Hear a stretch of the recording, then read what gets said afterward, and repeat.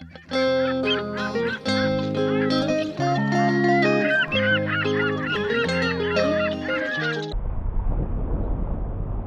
va en profiter pour faire une vidéo là, sur un sujet un petit peu particulier. Quel permis ou quelle licence doit-on avoir pour pouvoir piloter un bateau comme celui-ci? Donc j'ai encore posé la question il n'y a pas très longtemps là, aux affaires maritimes quand j'ai fait le changement de nom et le changement de quartier. Ils m'ont certifié qu'aucun permis n'est nécessaire pour piloter un voilier comme celui-ci. Je trouve ça complètement aberrant. À la fin de la vidéo, je vais vous dire moi ce que j'ai comme formation, ça peut peut-être vous intéresser. Donc par contre, ils m'ont quand même précisé qu'on est censé savoir ce qu'on fait et on est responsable légalement du bateau. Donc, si on crée un accident ou si on se met dans une situation dangereuse ou si on blesse ou si on tue quelqu'un, on est responsable en tant que chef de bord. Donc voilà, moi je trouve ça complètement aberrant que n'importe qui puisse prendre un bateau et aller n'importe où avec. Alors que dans le même temps, si on passe le permis côtier, il existe deux permis essentiellement pour la mer, le permis côtier et le permis hauturier. Permis côtier, vous avez le droit d'aller que à 6000 des côtes, ou d'un abri plutôt. On va dire que vous n'allez pas très loin. C'est-à-dire sans permis, avec un bateau comme celui-ci, on peut aller encore beaucoup plus loin, on peut aller largement au-dessus des 6000 sans permis. C'est vraiment très mal fait, je trouve. Le permis côtier d'ailleurs, est-ce qu'il est adapté au voilier? Je ne sais pas. Moi personnellement, je pense qu'une chose qui serait bien pour les voiliers, à partir du moment où on prend l'usage ou à partir du moment où on prend la mer, ce serait comme pour les voitures sans permis, pour les scooters, de passer un BSR, l'équivalent d'un BSR, un brevet de sécurité routière, plutôt orienté pour la mer, pour s'assurer que les gens connaissent bien les règles de priorité. Un bateau, un voilier, donc on peut aller largement au-dessus des 6000 des côtes. Ce qui est primordial sur un bateau, c'est l'équipement de sécurité. Plus on s'éloigne des côtes, et plus l'équipement doit être complet. Là, moi mon bateau il est armé en semi-hauturier. Donc c'est-à-dire que je peux aller jusqu'à 60 000 des côtes. Donc, je vous ai dit que je vous dirais moi ce que j'ai comme formation. Ça choque toujours tout le monde quand je dis que je n'ai pas le permis côtier. Parce que le permis côtier, donc voilà, on a dit qu'il n'était pas obligatoire. Le permis côtier, donc il vous autorise à utiliser une VHF jusqu'à 6000 des côtes. Moi, j'ai passé ce qu'on appelle le CRR, le certificat de radiotéléphoniste restreint, qui m'autorise à utiliser une VHF, même sans le permis côtier, sans limite.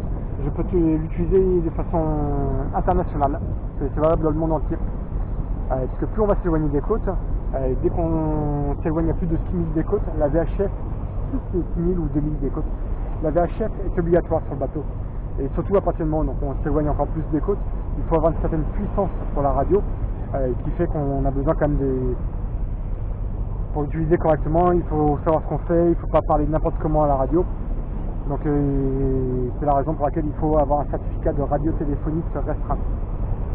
C'est mon diplôme. Après, si demain la législation change, et je pense que ce serait bien,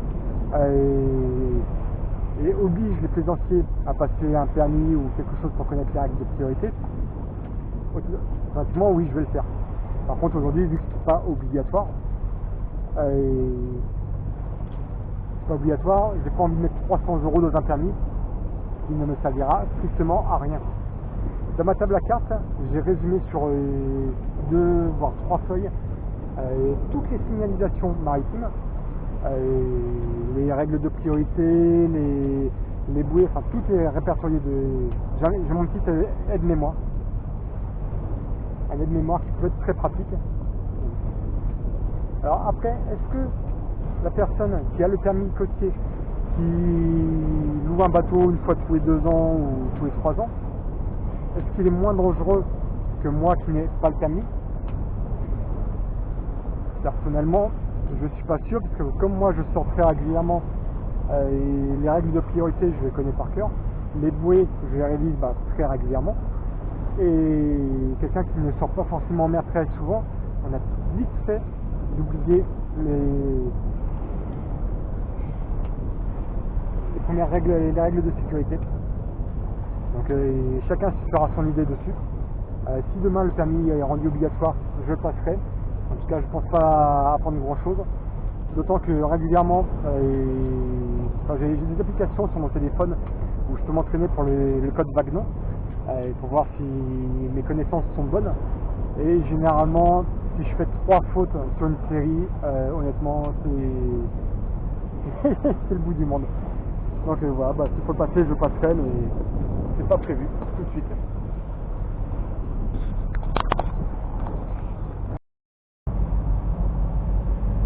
J'en profite aussi pour répondre à une question que mon frère m'a posée là, quand on a fait la navigation avec lui jusqu'à Oléron et où on s'est un petit peu fait secouer. Il m'a posé la question, est-ce qu'un bateau peut chavirer? Est-ce qu'un voilier comme celui-ci peut chavirer? Donc la réponse est oui, forcément. Un bateau peut chavirer, ça, on va pas dire le contraire. Et après dans la configuration où on était, donc c'est-à-dire on n'avait que le génois qui était quand même bien réduit, la grand voile qui était arrivée aussi. Il y avait très peu de risques que le vent touche le bateau.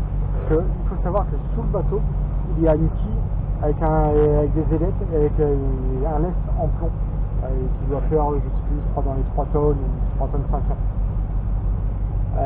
Donc ça nous maintient le bateau toujours à la verticale. Si jamais le vent appuie sur les voiles, donc le bateau penche, ce qui est tout à fait logique, mais par contre il ne peut pas tomber complètement sur l'eau. Si, admettons, il y avait beaucoup plus de vent et on avait beaucoup plus de surface toilée, si par exemple on utilisait un ski, là oui par contre le vent pourrait coucher complètement le bateau sur l'eau. Mais ça en général c'est dure qu'une fraction de seconde, pour la simple et bonne raison que quand vous allez à la piscine, vous vous êtes déjà rendu compte que votre corps dans l'eau il ne pèse pas grand chose. Par contre quand il est en dehors de l'eau, il pèse beaucoup plus lourd. Donc quand admettons le bateau se couche complètement sur l'eau, au moment où la quille va sortir le bras de levier est complètement différent, il est beaucoup plus puissant, ce qui fait que le bateau va se redresser. Donc pour répondre à la question, est-ce qu'on aurait pu chavirer? Donc non. Si on avait tapé, si on s'était approché des côtes, qu'on avait talonné avec la quille, là par contre oui, on aurait pu chavirer, mais dans ces conditions-là, non, on n'aurait pas pu chavirer. Tant que le mât reste debout, tant que la quille est en place, il n'y a aucun risque. On dit toujours qu'en mer, le plus dangereux, c'est les côtes. Quand de mauvais temps, le plus dangereux, c'est la côte. La côte ou les cailloux. Donc voilà, pour répondre à la question.